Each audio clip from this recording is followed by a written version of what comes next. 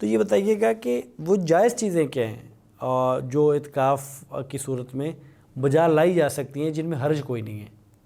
جی ہمارے ہاں ایک رواج بن چکا ہے کہ ہم بہت ساری پابندیاں بلا وجہ اپنے اوپر جو ہیں وہ لگا لیتے ہیں اعتکاف کی حالت میں، حالانکہ جو گنجائشیں موجود ہیں، جو رعایتیں موجود ہیں، ان سے ہمیں فائدہ بھی اٹھانا چاہیے۔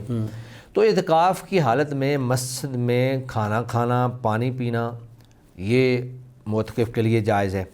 اسی طرح معتکف کے لیے مسجد میں سونا یہ بھی بالکل جائز ہے، کیونکہ وہ اب 10 دن جاگ تو نہیں سکتا ہے، اس نے مسجد کے اندر ہی سونا ہے۔ اسی طرح مسجد میں کپڑے بدلنا، نہانا یا کپڑے بدلنا اور پھر خوشبو لگانا، یہ ساری چیزیں بھی جائز ہیں۔ حتیٰ کہ اگر انسان کی بیوی جو ہے اس کے سر میں تیل لگائے تو وہ بھی جائز ہے۔ سیدہ عائشہ رضی اللہ تعالی عنہا فرماتی ہیں کہ میں رسول اللہ صلی اللہ علیہ وسلم کے سر پہ تیل لگاتی تھی اور آپ صلی اللہ علیہ وسلم جو ہیں وہ اعتکاف میں ہوا کرتے تھے۔ ٹھیک ہے۔ تو گویا کہ ایک یعنی کہ خدمت، جو معمولی خدمت ہے وہ اپنی بیوی سے اعتکاف کی حالت میں لی جا سکتی ہے۔ اسی طرح اگر مسجد میں کوئی مریض آ گیا ہے تو اس کی عیادت کرنا، مسجد میں اگر کوئی جنازہ آ گیا ہے تو وہ جنازہ پڑھنا، یہ بھی بالکل جائز ہے، اس میں کوئی حرج والی بات نہیں ہے۔ اسی طرح اگر کسی عذر کی بنیاد پر، جیسے پہلے بھی میں نے بیان کیا کہ اگر کھانا لانے والا کوئی نہیں ہے تو کھانے کے لیے، گھر سے یا جا سکتا ہے، واش روم مسجد میں موجود نہیں ہے تو قضاء حاجت کے لیے، تو اس کے لیے بھی معتکف جو ہے وہ باہر جا سکتا ہے۔ اور اگر وہ اپنی کسی ضرورت کے لیے جا رہا تھا اور رستے میں اس کو مریض کوئی مل گیا تو چلتے چلتے اس کی اگر وہ عیادت کر بھی لیتا ہے تو اس کے لیے بھی کوئی حرج کی بات نہیں ہے۔ اسپیشل وہ عیادت کے لیے نہیں جائے گا، اپنی ضرورت کے لیے جا رہا تھا، وہ ایسے ہی ہے کہ جیسے مسجد میں اس کو مریض مل گیا اور اس نے عیادت کر لی، اور اگر رستے میں اس کو مل گیا، باقاعدہ اس نیت سے وہ نہیں گیا ہے۔ اسی طرح اعتکاف میں جو آدمی بیٹھا ہوا ہے اس کے گھر والے، اس کی بیوی بچے، وہ اس کو ملنے کے لیے بھی آ سکتے ہیں، جس طرح کہ حضرت صفیہ رضی اللہ تعالی عنہا کی حدیث موجود ہے کہ اللہ کے نبی صلی اللہ علیہ وسلم مسجد میں اعتکاف کر رہے تھے تو حضرت صفیہ ان کے پاس کھڑی تھیں، اور وہ ایک معروف واقعہ ہے کہ پاس سے 2 صحابہ گزرے تو اللہ کے نبی نے ان سے کہا جی آپ کھڑے ہو جائیں، یہ میری بیوی صفیہ ہے۔ تو بہرحال بیوی بچے یا گھر والے جو ہیں وہ معتکف کو ملنے کے لیے بھی آ سکتے ہیں۔ ٹھیک ہے، ایسی کوئی بات نہیں ہے کہ وہ کہے جی کوئی مجھ سے بات نہ کرے، کوئی مجھے دیکھے نہ، یا کوئی مجھے ملنے کے لیے نہ آئے۔ نعوذ باللہ میں اچھوت ہو گیا ہوں۔ ہاں بالکل۔ اور پھر اسی طرح ایک علماء نے یہ بات بھی لکھی ہے کہ معتکف جو ہے وہ اگر مسجد میں اس کا نکاح ہو جائے تو وہ مسجد میں شادی بھی کر سکتا ہے۔ اچھا، شادی پہ بھی کوئی پابندی نہیں ہے۔ اور اگر کسی کا نکاح ہو تو اس میں حاضر بھی ہو سکتا ہے مسجد کے اندر۔ اسی طرح وہ اذان کہہ سکتا ہے، اقامت کہہ سکتا ہے، اور کسی کو خوش آمدید کہہ سکتا ہے۔ تو اسی طرح اگر اس کی قوم کے اندر لڑائی جھگڑا ہو جائے تو مسجد میں اگر صلح کا معاملہ ہو تو وہ مسجد میں وہاں رہ کر صلح بھی کروا سکتا ہے۔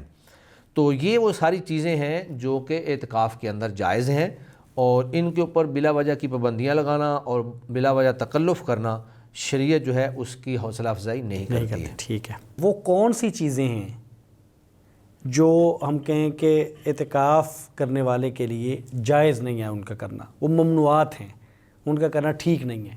جی نبی مکرم صلی اللہ علیہ وآلہ وسلم نے ایک حدیث کے اندر ان چند چیزوں کا تذکرہ کیا ہے جو معتکف کے لیے جائز نہیں ہیں۔ آپ صلی اللہ علیہ وآلہ وسلم نے فرمایا کہ اللہ یعود مریضاً، کہ وہ آدمی جو ہے باہر جا کر، مسجد سے باہر جا کر کسی مریض کی تیمارداری نہیں کرے گا۔ ہاں البتہ ایک بیمار آدمی مسجد میں آ جاتا ہے اور وہ مسجد میں معتکف موجود ہے تو وہاں پر وہ تیمارداری کر بھی سکتا ہے، لیکن اسپیشل طور پر اعتکاف سے نکل کر، مسجد سے نکل کر باہر کسی بھی مریض کے لیے عیادت کے لیے نہیں جا سکتا ہے۔ اور دوسرا فرمایا ولا یشہد جنازۃً، اور وہ کسی کے جنازے میں بھی شریک نہیں ہو سکتا اگر وہ جنازہ مسجد سے باہر ہے۔ مسجد میں جنازہ آ جائے تو جس طرح وہ باقی نمازوں میں باجماعت نماز ادا کر لیتا ہے تو اسی طرح وہ جنازہ بھی سب کے ساتھ پڑھ سکتا ہے۔ ولا یمس امرأۃً، وہ اپنی عورت کو نہیں چھو سکتا۔ تو عورت کو چھونے سے مراد اس کے ساتھ بوس و کنار کرنا یا اس کے ساتھ پیار محبت کے معاملات کرنا یہ جائز نہیں ہے۔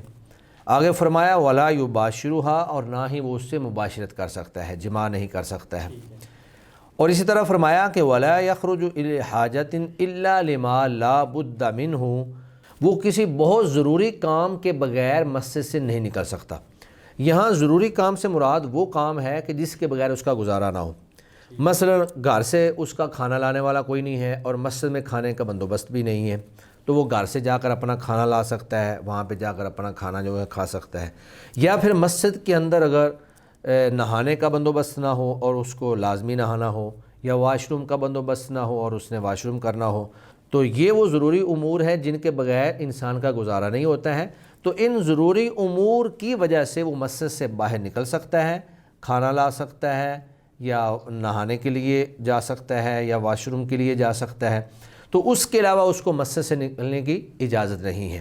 تو یہ وہ چند ایک امور تھے جو آپ صلی اللہ علیہ وآلہ وسلم نے معتکف کے حوالے سے بیان فرمائے۔ اس میں بعض چیزیں ایسی بھی ہیں جو آج ہم دیکھتے ہیں کہ بہت سارے معتکفین جو ہیں وہ اپنے اوپر بلا وجہ ہی لازم کر لیتے ہیں، حالانکہ اللہ کے نبی صلی اللہ علیہ وسلم نے ان کے بارے میں کوئی وضاحت نہیں فرمائی یا کوئی حکم نہیں دیا۔ بعض معتکفین کو دیکھا جاتا ہے کہ وہ بالکل پردہ کر کے رکھتے ہیں، چہرہ چھپا کے رکھیں گے کہ کوئی ہمیں دیکھ نہ لے یا ہم کسی کو نہ دیکھیں۔ یا بعض معتکفین ایسے ہیں کہ وہ کہتے ہیں جی اعتکاف کی حالت میں نہانا نہیں چاہیے، یا اور اس طرح کے بے شمار جو امور ہیں جو معتکفین صرف انہوں نے اپنے اوپر خود ان کو لازم کیا ہوا ہے، آپ صلی اللہ علیہ وآلہ وسلم نے ایسی چیزوں کا حکم نہیں دیا ہے۔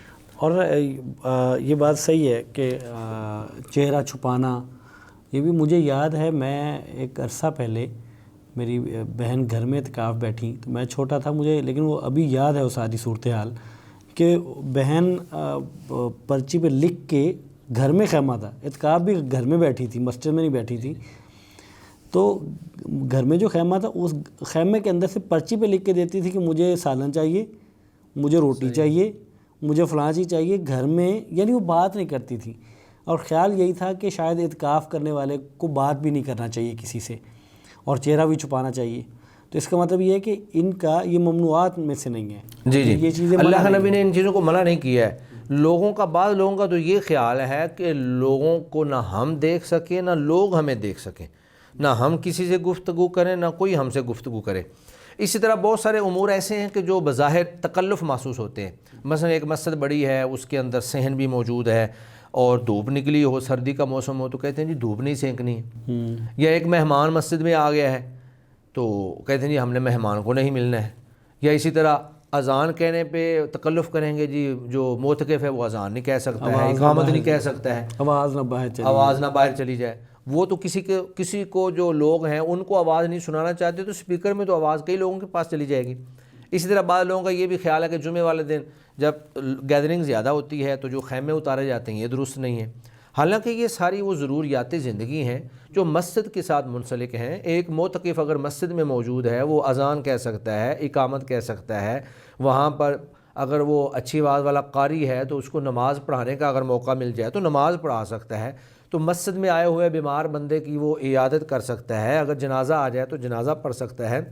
تو یہ جو تکلفات اور پابندیاں اپنے اوپر خود لگا لی گئی ہیں، ان کا شریعت کے اندر کوئی تصور نہیں ہے، اور شریعت کے اندر اللہ تعالیٰ نے ایسی کوئی پابندیاں بیان نہیں فرمائی ہیں۔